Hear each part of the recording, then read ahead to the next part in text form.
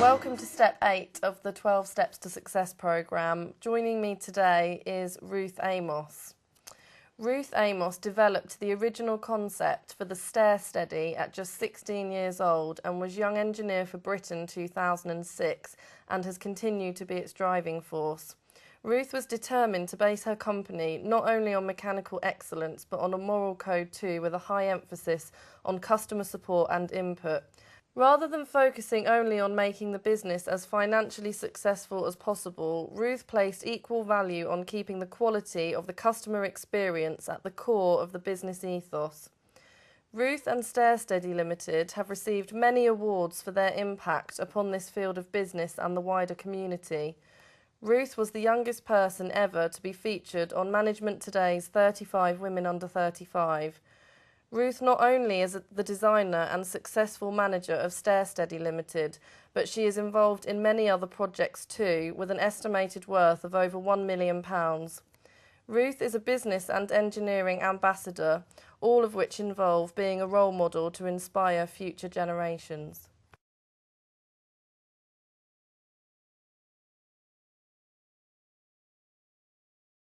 Hi Ruth, thanks for being with us today and for giving up your time for this interview. So my first question is, how did you come up with the idea for StairSteady? Well, StairSteady came from a problem that was set to me by my technology teacher. And I was doing my GCSEs and I didn't really want to do the same project as the rest of the class. And I kind of said to my teacher, set me a problem, give me like a real challenge, something that I can actually change. And he told me about his father who'd had a stroke and he couldn't use his stairs. And that's really where the problem for StairSteady came from. And then the actual device came from playing with a toy, which is as a metal stick and it has a cuckoo on it.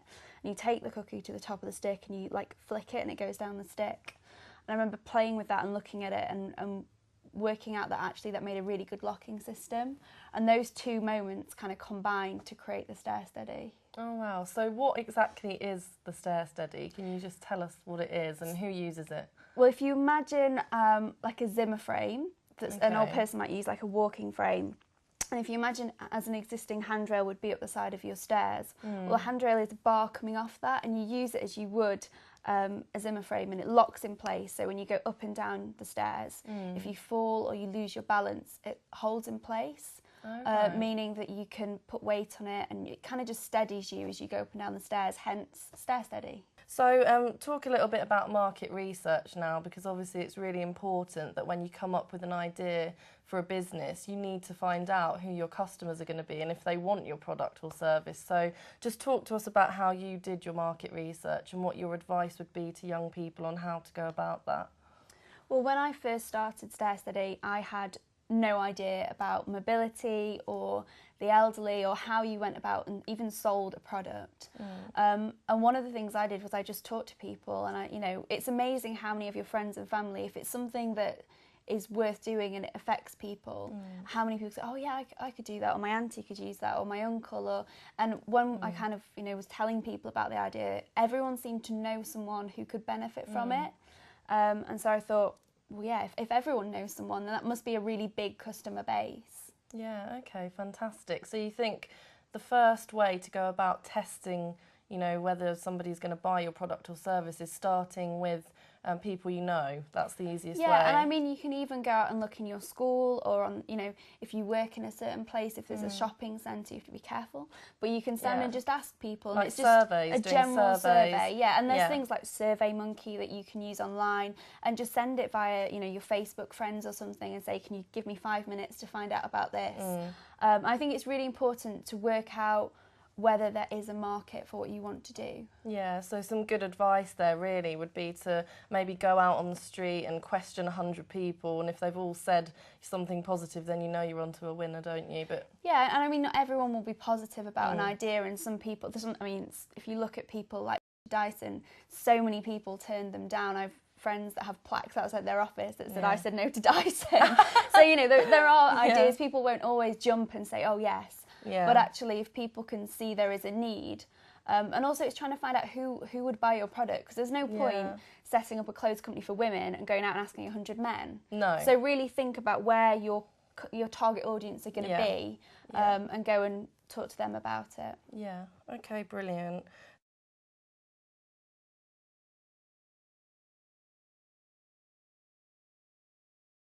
So how did you kind of know if people would want your product or service in the early days? I mean, was it generally to do with people you knew that you asked, or how did you kind of think, actually, this is definitely going to work, you know? I don't think you ever 100% know something's going to work.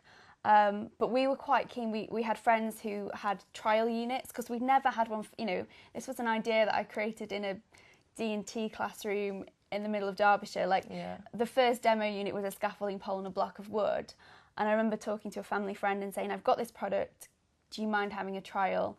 And we put it in their house and we filmed it. And bless her, she didn't even have a clue what she let herself in for. She was like, oh, this is quite nice. I was expecting something different, but this works really well. And it was just that feedback, and her mother ended up using it, and we took people to come and see it.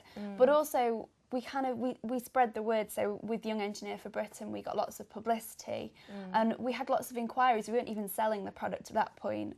And for me, those people going out of their way to find out how to buy the product really was kind of, oh, actually, this is going to work. And you can do that nowadays quite easily with things like Twitter, you know, putting something on Facebook, seeing the response that you get from kind of different groups of people. Yeah, so I think probably how you know it's going to work is when you got your first customer, isn't it? Because and then, I think you need to study that progression, because obviously, you know, how it works straight away for a customer might be different 6 months down the line. Is your sort of product that they will come back and rebuy? Is it a sort of product that actually they have one and you have it serviced? Or there's lots of different ways that customers buy products, and it's if they keep coming back, if they want another one, then that's always good. Yeah, okay, brilliant. Well, finding customers is really difficult for any business. You know, you haven't got a business unless you've got customers. So how did you let people know you were there? So how did you do your marketing, get the word out about StairSteady? We were really lucky because we got some great publicity. So we were on BBC Breakfast TV, News 24, 5 Live Radio, and that really started to kind of grow the people that were interested. And once someone has that interest, that's a lead, and you have to, you know, you go out there and you see, you know, you call them up. Have you received the information pack? Are you still interested? And you make sure you follow that customer through to the point of them buying it. And if they don't, it's just as important to find out why they don't buy it. Is it too expensive? Do they not need it anymore? You know, and make sure you make a note of these things, of why people aren't buying your products. That's just as important. So it's just as important of why people aren't buying your products as they are. Yeah. Well, I bet that you've got some competition. I can imagine that there are always people in the market that are going to try and copy you. You know, what is your advice to young people that, you know, how do they research the competition, find out what they're doing, become unique? And just talk us through whether you've had anyone try and set up and compete with you. I think one of our biggest competitors, or the one that people know about, are things like Stairlift. So it is a different product, it works in a different way. But I've never really seen that as a competition, because I see the StairSteady as the step before that. So actually we try and work with stairlift companies. We do have a product that tried to compete and do what we do. But one of the things that we did is we protected the product. So we got a patent. And intellectual property is really important. If you have a product that is in any way unique, it has a certain part that's unique, it is definitely worth spending that money to protect it, because then if someone comes along with a product that works in the same way, I can go, oh, no, I'm taking you to court because that's my product's like that. So to get some legal advice would be a good idea. Yeah, and I think as well, don't see competition. The first time a product came along that did something similar to mine, I was like, I was, you know, virtually in tears, like devastated. There's another product out there. And actually what that does is that widens the market. So people hear about that product and they go, oh, is there not another one? And then they find your product. And it's about, what do you do that's different? So for us, it's about being the best. We have the best quality. We give good service. We're really personable with customers. We don't make out we're some big corporate. You know, I have a team of people that talk them through. We make sure that our customer feels like they're just calling up a niece or nephew, that we're not a big company. And I think that's one of the key things. And I think what you should focus on is making yourself the best you can be, rather than worrying about another competitor. Yeah, okay, and I suppose it's motivating and to Yeah. know that other people are actually doing it and you think, okay, I'm doing something right then. It's more worrying if you have a good idea or you think you have a good idea and no one else copies you, because they've obviously seen a flaw in that. So see that as flattery that someone else has copied your idea. Yeah, and just be better than the competition. Yeah, I think it really motivates you to kind of step up and go, we're going to do this. Yeah. Some really good advice there, thank you. So why should a business have a business plan? How does this help? So I think business plans kind of get a bit of bad rap because everyone says, oh, you need a business plan and there's all these templates and things. Yeah. And I think a business plan is simply for you. And you need a good template. You need to find out the basic questions. We've got one in step 8 then, isn't it? You need a good template, but it can be quite overwhelming because you see lots of them and you think, oh, they're so complicated. Yeah. And I have friends whose business plans sit on the shelf and they don't look at them. It's a bit of a Bible for you. It's how your business is going to work. It's all those great ideas that you have in your head, down on paper. And a business plan isn't something you do at the beginning and you forget. You constantly update it with new ideas and new areas. It's kind of like your Bible for your business, your kind of instruction manual. Because a business doesn't come with an instruction manual. You have to write your own. And you're constantly changing it as you learn things and you look in different directions. Yeah. And it's just really useful to have an idea of where you want to go to progress forward. So it's a bit like you're planning a journey, you know, and you need to plan how you're going to get there. Yeah. Exactly. So it's your map of how you're going to get to the final destination, which is starting your business. And that might change. There might be roadworks or something, you know, a road might be closed, something might happen. You have to change it. You can't just keep following the map blindly and thinking, no, I'm going to get there.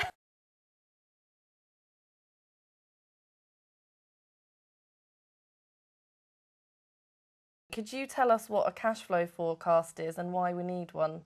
So a cash flow forecast is about the money that's coming in and out of your business. Now, some cash flows may be really simple. It may be, I'm going to run this event, I'm going to earn so much and it's going to cost me this amount. Sometimes it gets really complicated, and it's to make sure that you always have enough money, because you might send a bill out and someone might not pay you for 30 days, or they might just not pay you. And it's how are you going to work with that? And if you've got, if you have a lot of kind of big bills, there are different ways of managing it. The banks look at different things of paying bills when they get them. There's different systems to make sure that you have cash. There are lots of very big businesses whose cash flow really isn't good, and a lot of the time they're struggling to pay bills even though they're worth a lot of money, because they haven't worked out that to have money going out, they have to have money going in at some point. Yeah. And what's the best way to set this out? Would you say on an Excel spreadsheet you could have like the months and what's coming in and going out? And I think there's two things to have. So you have your projection and then you have your actual cash flow. So you can make sure and see the difference alongside them. And it can be something simple. It doesn't have to be. You can get lots of fancy apps and programs that do things and they're great, but actually they cost money, and when you have no money, an Excel spreadsheet is great. Just make sure you can use it and you understand it and you keep updating it. Okay. Well, if a young person had a business idea and decided they wanted to make it real, what do you think the most important thing to do first would be? You know, what did you do? So what I mean by that is when you have an idea, there's so many things to do. What are you supposed to do first? You know, you've woken up, you've got this idea, you've done the 12 steps, what now? I'd say, for me, I'm very much a visual person, so I sit and write everything out. All these little ideas, I have lots of big whiteboards in the office, and I just sit and write it out so that I don't forget any of it. And then I just look at it and think, okay, there's certain things you can't do before you've, looked at the business, if you registered the business, like looking at how, the very basics of, back in the day at 16, we looked through the yellow pages and found an accountant and called him up, and he came to the house, and I was just so giddy because I was like, oh, I'm going to have a business.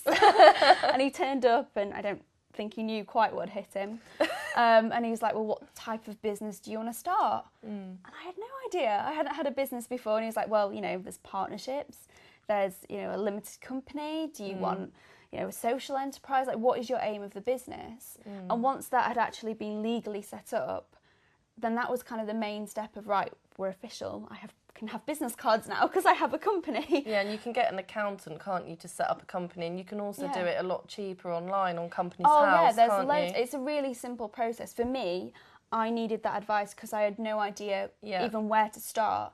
But now there's so much information out there, and with the programme you learn the type of business and all the rest of it. Yeah. And that's much simpler. It's really, really easy now to just go to Companies House and set up a company. Yeah, okay, brilliant. Okay, so what will give your business idea the best chance of success and make it easy to sell? I think it's all about finding something that needs to be solved. So seeing a problem or seeing something that's not easy to be done. Maybe it's, you buy a cup of coffee from somewhere and you think, oh, that's a really complicated process. Or, it's seeing something and thinking, oh, my business would solve that. Okay. I think that's really important, because if you don't have a purpose, if it doesn't make life simpler for someone or doesn't make something easier, it's a really hard one to sell to people, because they think, well, I could just do it easier and I shouldn't have to give you any money. Yeah, okay, so that's a good tip there then. So think of an idea, like have a think about what you actually want, what you really want that maybe doesn't exist, and how can that solve somebody's problem? Because if you want it, then there's probably other people that want it as well. And it's quite simple to do. People go, oh, I've got to find a problem, let me find a problem.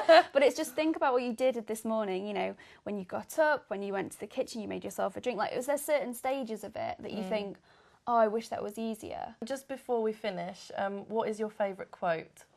I have a quote that's very long, but my favourite part of it is, when we let our light shine, we unconsciously give other people permission to do the same. And that's a really good piece of advice, because a lot of people, we do tend to be a nation of, oh, I'll do something good, but I'll feel guilty about telling others about it. So we really should talk about our achievements and obviously not be arrogant about them, but, help others to achieve as well. Definitely. Okay.